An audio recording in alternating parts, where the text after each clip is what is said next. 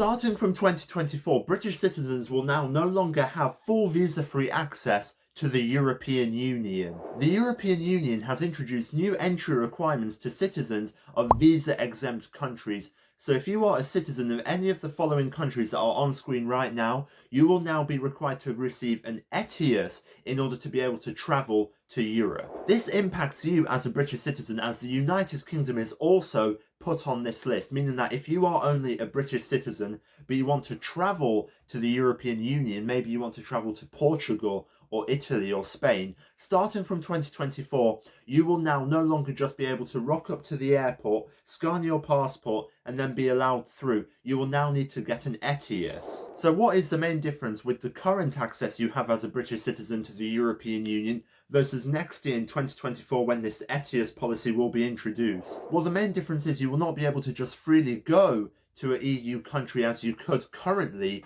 or in the past. Perhaps after we left the European Union, it was still quite easy. I've seen many of my British friends go to EU countries like Spain on vacation without any hassle, really. They just go into the longer queue now, but they show their passports, they scan their passports in, and they're all good. But starting from 2024, they'll have to go through a whole new application process. The government website recommends that you apply for an ETIAS 96 hours before travelling to a European country. So there is just a little bit more paperwork. Yes, you can apply online, which is a major benefit that they show for this ETIAS application program. It is just a bit more of a hassle for you to go to a European country as a single British citizen. Now, in terms of ETIAS validity, your ETIAS will be valid for a total of 3 years. This is quite similar to the United States ESTA program, where it isn't just valid for the time that you were in the country, but it's usually valid for about 2 years. Same principle for this European Union or Schengen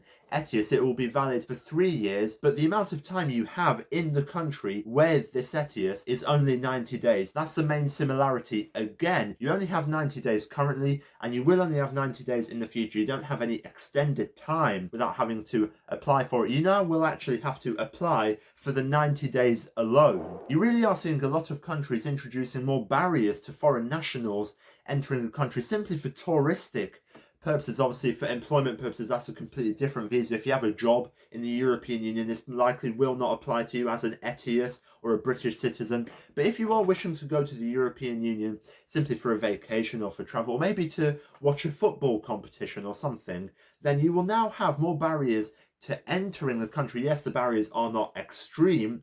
You are still quite lucky that the British passport is very strong. You do not need to apply for a full visa like Egyptian citizens would have to apply for if they wish to come to the European Union. So in that respect, it isn't too bad, but I'm not too sure whether it's that good of a thing that more barriers are being introduced to entering European Union countries if you hold a strong passport. If you're not so much of a fan of these new introduced ETIAS policies by the European Union, but you still wish to maintain good and strong access to the EU without always having to worry about how much time you have left, whether you need to apply for an ETIAS or not, then the incentive really is becoming stronger and stronger by the day to apply for second European Union citizenship. The most common route people take in the UK is to get Irish citizenship. Most of them get it through citizenship by descent. Perhaps they have a parent or a grandparent who was an Irish citizen, but I'm sure as a British citizen, since you enjoy freedom of movement to the country, you could also get Irish citizenship